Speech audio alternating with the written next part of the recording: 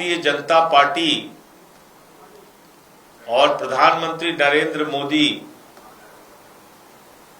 ये पेपर लीकिया सरकारें बन चुकी हैं। पूरे देश में जहां जहां पर भारतीय जनता पार्टी है वहां पर पेपर लीक है। और पेपर लीक हो इसलिए रहा है कि पेपर लीक कराने वाली कंपनियों के मालिकों से प्रधानमंत्री मोदी के और इनके मुख्यमंत्रियों के गहरे रिश्ते हैं। उसको विस्तार से आपको बताऊंगा। अभी जो ताजा मामला आया है, यह मामला है गुजरात आयुर्वेदिक विश्वविद्यालय का मामला, जहां पर आयुर्वेदिक विश्वविद्यालयों में परीक्षाएं चल रही हैं और वहां थर्ड ईयर में शैल तंत्र वन का पेपर जो है वो लीक हो गया।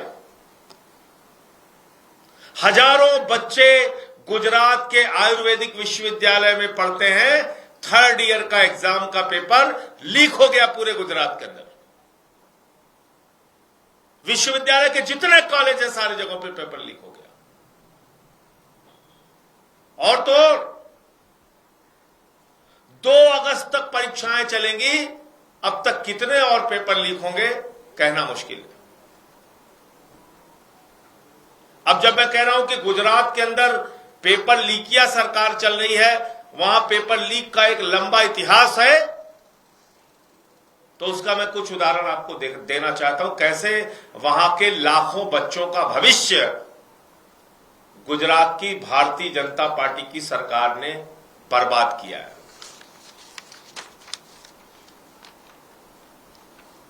2014 में, पिछले 10 सालों का मैं पढ़ रहा हूं, 2014 में एक पेपर लीक हुआ, रेवेन्यू तलाटी का पेपर लीक हुआ। 2016-17 में फिर एक बार तलाटी की परीक्षा का पेपर लीक हुआ। 2018 में टेट और लोक रक्षक दल और मुख्य सेविका 3 परीक्षाओं के पेपर लीक हुए। टेट, लोक रक्षक दल, मुख्य सेविका। 2019 में सचिवालय के अंदर क्लर्क की भर्ती का पेपर लीक हुआ। 2019-20 में जेएमसी और एएई का पेपर लीक हुआ। 2021 में सब ऑडिटर, हेड क्लर्क, एटीडी, पशुधन निरीक्षक, पीएसआई, इन सब का पेपर लीक हुआ गुजरात में। यह 2021 में हुआ।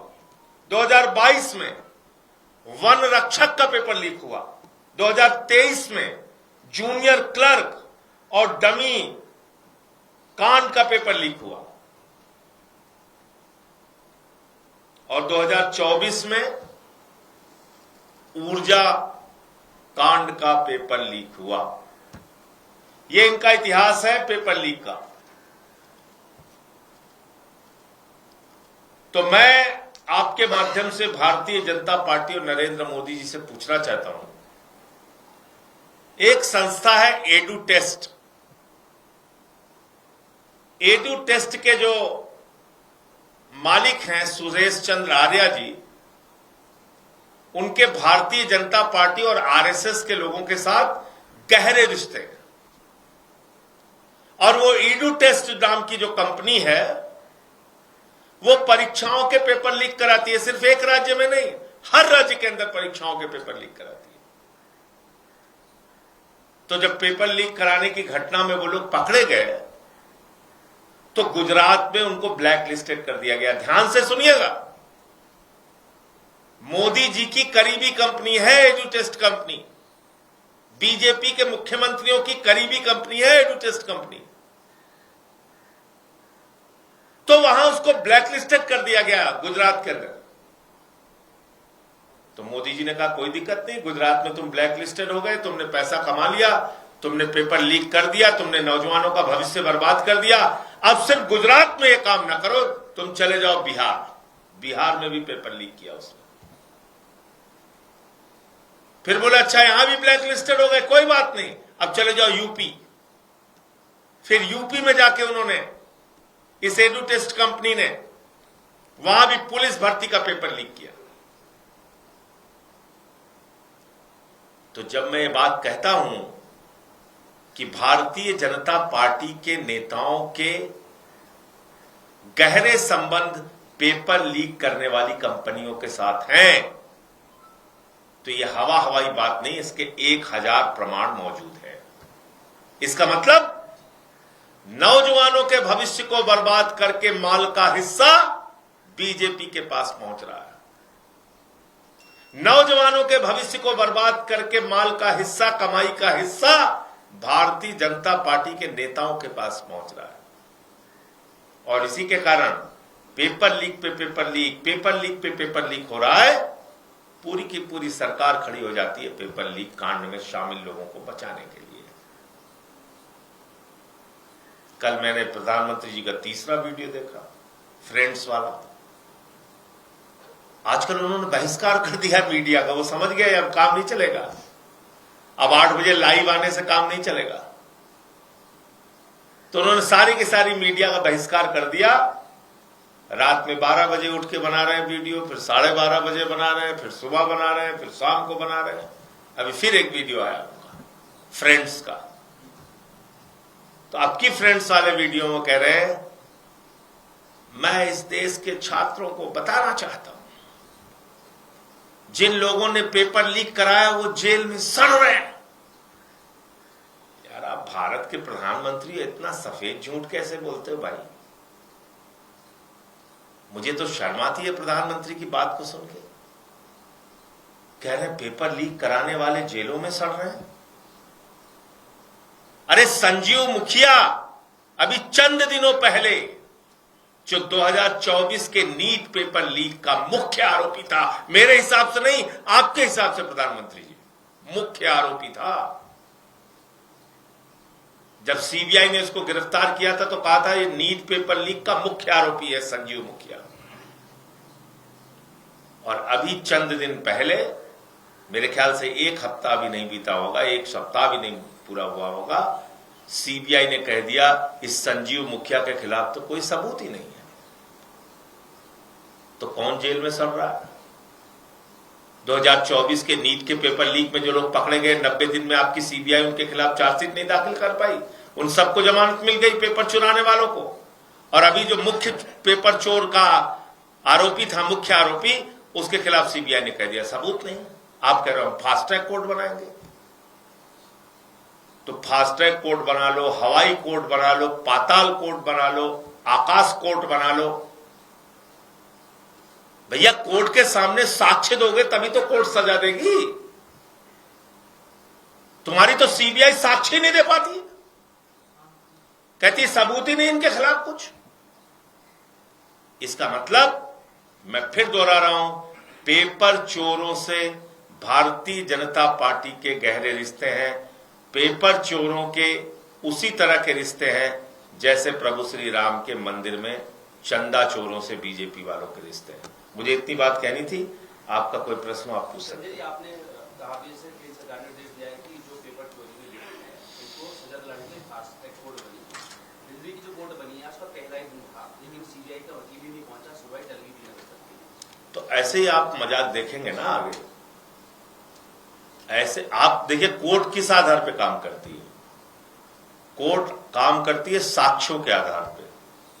उस साक्ष्य के आधार पे वकीलों की दलीलें होती हैं, बहस होती है, उसके बाद कोर्ट का फैसला आता है। साक्ष्य लाने की जिम्मेदारी किसकी है? प्रधानमंत्री नरेंद्र मोदी की है, क्योंकि उनके अधीन सीबीआई आती है। तो जब मोदी जी की सीबीआई कोर्ट के सामने जाके कह देगी कि साहब इनके खिलाफ कोई सबूत ही नहीं है, ये तो पेपर चोर है ही नहीं, तो छूट जाएंगे, बरी हो जाए। सीधी सी बात समझो ना। जो ले किया, क्या गारंटी है कि आगे नहीं करेंगे? ये साक्ष्य नहीं देंगे। तो इसलिए फास्ट ट्रैक कोर्ट बनाना कितना बड़ा समाधान है मुझे तो नहीं मालूम। पॉक्सो केस में तो है फास्ट ट्रैक कोर्ट। सजा की डिटेल निकाल के देख लीजिए कितने लोगों को सजा मिली है। और भी तमाम मामलों में फास्ट ट्रैक कोर्ट बनती है, क्या हालत है उसकी। मैं एक शाहीन जी को जानता हूं, वो एसिड विक्टिम है और 15 साल का, और फास्ट ट्रैक कोर्ट में उनका मामला चल रहा था 2009 से। तो 16 साल के बाद अभी वो जो आरोपी था वो बरी कर दिया गया। फास्ट ट्रैक कोर्ट की बात मैं बता रहा हूं, 16 साल मामला चला। शाहीन जी एसिड विक्टिम है, यहीं ब्रेव सोल ऑर्गेनाइजेशन है, यहीं दिल्ली में रहती हैं, जाके पता कर लीजिए आप।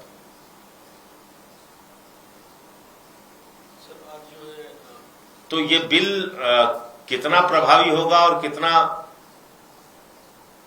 कारगर होगा ये तो समय बताएगा। सर, आज जो धर्मेंद्र प्रधान जी का पार्लियामेंट में कैसा स्वागत किया गया, वो आप बीजेपी वालों से पूछिए जो स्वागत कर रहे हैं। तो सर, बिल को लेके क्या स्टैंड है आम आदमी पार्टी? बिल को देखिए, मैंने आपको बता दिया, बिल को लेके तमाम दुविधाएं मन में हैं, तमाम दुविधाएं हैं मन में, तमाम सवाल है मन में। उन सवालों का हमें प्रधानमंत्री जी से जवाब चाहिए। हम तो चाहते हैं कि पेपर लीक पे सख्त से सख्त कानून इस देश के अंदर बने, लेकिन वो कानून प्रभावी भी होना चाहिए ना। आप ही के लोग अगर पेपर चोरी कराएंगे, आप लोग उनके साथ फोटो खिंचवाएंगे, किस सीबीआई अधिकारी की हिम्मत है पकड़ने की?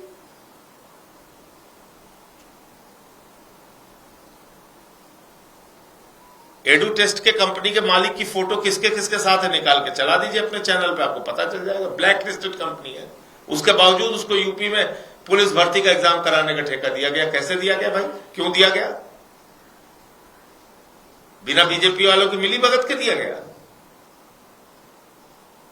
धन्यवाद। संजय, क्या कहना चाहिए? कांग्रेस जनता पार्टी के अंदर कांग्रेस जुनेद खाना तकसीम कर रहे थे, लेकिन उन पर जिस तरह से कार्रवाई हुई, देखिए ये बहुत ही गलत है और मेरी कल उनसे बात भी हुई थी। और बाबा जी से मैं कहना चाहूंगा कि ये लाठी तंत्र का इस्तेमाल करना छोड़ दो, वरना सत्ता छोड़नी पड़ेगी। इस तरह से क्रूरता से व्यवहार नहीं करना चाहिए। और दिल्ली पुलिस को भी मैं समझाना चाहता हूं, जब समझौता हो गया सीजीपी का कि भाई कोई आप उत्पीड़न की कार्रवाई नहीं करेंगे, तो खाना बांटना कौन सा अपराध है? किस अपराध की श्रेणी में खाना बांटना आता है, जरा बता दीजिए हमें।